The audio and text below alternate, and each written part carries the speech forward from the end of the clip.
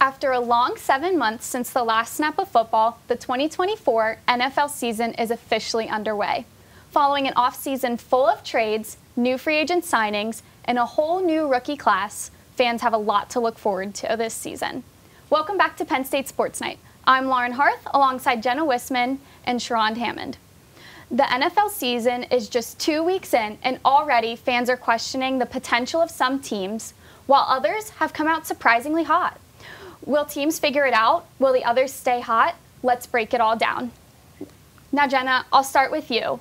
A lot of teams coming into the season have these high expectations for them, and sometimes they fall short. Which team this season so far do you think is falling short of their preseason hype? When I think of a team falling short so far this season, I immediately think of the Baltimore Ravens. Going into the season, a lot of people thought they were going to be a Super Bowl contender right away. They've proven that's not the case. Starting out 0-2, they haven't started out 0-2 since Lamar Jackson was a freshman at Louisville. So that was a long time ago.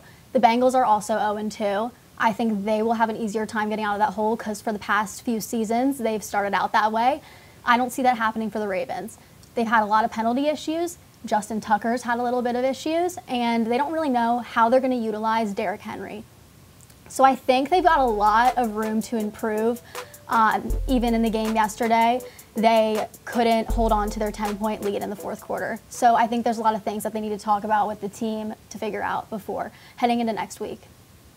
Yeah, and I'd say going off that, like sticking with the East Coast, I gotta say for me it's the Philadelphia Eagles, and I know Jalen Hurts only threw 2 interceptions, and Saquon looked awesome, but I just feel like the team wasn't meshing well. There was some chemistry missing. I feel like they just need to get some pieces together that they should have gotten together in preseason, which would have helped maybe a little bit more, but I just feel like they're not looking like the same team we saw last year.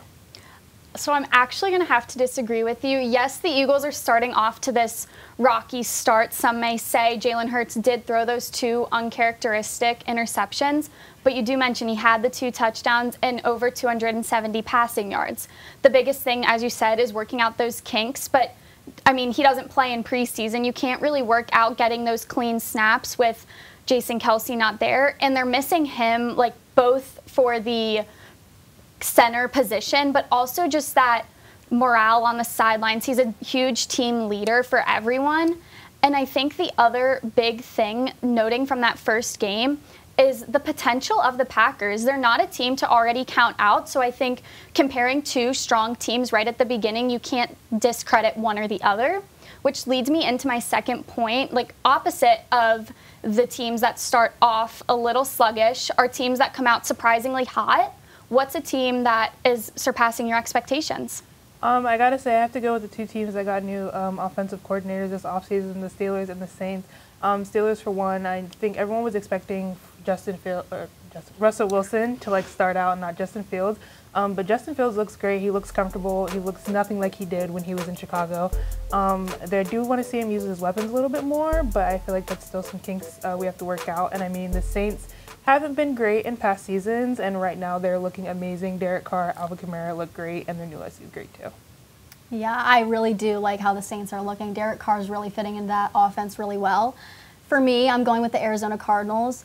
I was not even paying attention to them when this season started. Given the first week, Marvin Harrison Jr., he had like 4 yards. I didn't expect a ton from him this past weekend, but he did outstanding. I mean, the first 4 possessions of the game, they had 4 scores. 3 of those were touchdowns, so I was definitely impressed. Kyler Murray looks like he's back. I thought he was kind of falling off for a little bit, but he looks really good and really confident. I like where this team's headed. Yeah, they've got a good O-line, a good quarterback, and their defense is also really good at rushing the passer. So I think they are going to have a good season. I definitely agree with you both, and you both touch on players for the team, some new, just sometimes a new face can bring about some change for a team. One team that stood out to me was the Patriots. Although they did fall to the Seattle Seahawks yesterday in overtime, Gerard Mayo, the new head coach for them, is bringing in some spunk for the team that's really, I think, helping their offense get started. So I'm intrigued to see where they're going to go the rest of this season.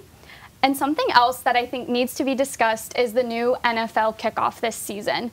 For the first time ever, except for preseason. The only person lining up on the kicking team side is the kicker, kicking from their 35-yard line. The rest of the kicking team lines up on the receiving team's 40-yard line, while for the receiving team, 2 players will line up to 2 players can line up in the receiving zone. And if the ball lands within the 20-yard line to the end zone, it has to be returned. So that's a big thing to keep in mind, while the rest of the receiving team lines up on their 35-yard line. And I think the biggest things to keep in mind is if it lands in the landing zone, it has to be returned, and nobody can move until the ball has been possessed. So what are your guys' thoughts on this new kickoff? I think it makes sense. I understand why they're doing it, the way that injuries work and how people can get injured right on the kickoff. I understand. And since last season's, there wasn't a lot coming. A lot of people were just fair catching. They weren't rushing after that, running.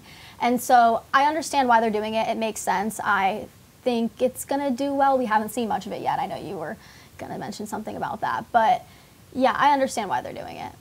Yeah, I feel like I didn't know what was going on until you just explained it now. So now that I understand it a little bit better, I think, like you said, Jenna, that the rushing wasn't really happening. We were just seeing a lot of fair catches, and I know that was probably to like stop the injuries and make sure everyone was safe.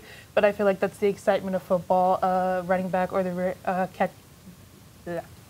running back or the receiver running from coast to coast. Like, that's the most exciting part of football. I miss getting hyped about that. So I think I'm really looking forward to see how this turns out later on in the season. Yeah, definitely. And you can see, too, just even from the first week compared to the 2023 season, only 20% of kickoffs were returned and not fair caught or kicked out of the end zone. Within this first week of the 2024 season, nearly a third of kickoffs were returned. So clearly it's getting to one point of there wanting to be more returns. And I guess the injuries will come from the players not having a full field of running full speed at the returners. So I'm intrigued to see how this goes through the rest of the season.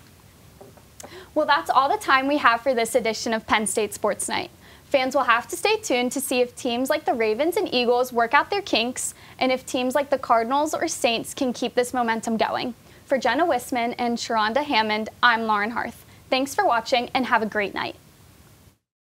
Hey everybody, thank you for tuning into this edition of Penn State Sports Night. We hope you liked that segment. And we're sure there's other Penn State Sports Night segments that you are going to love as well.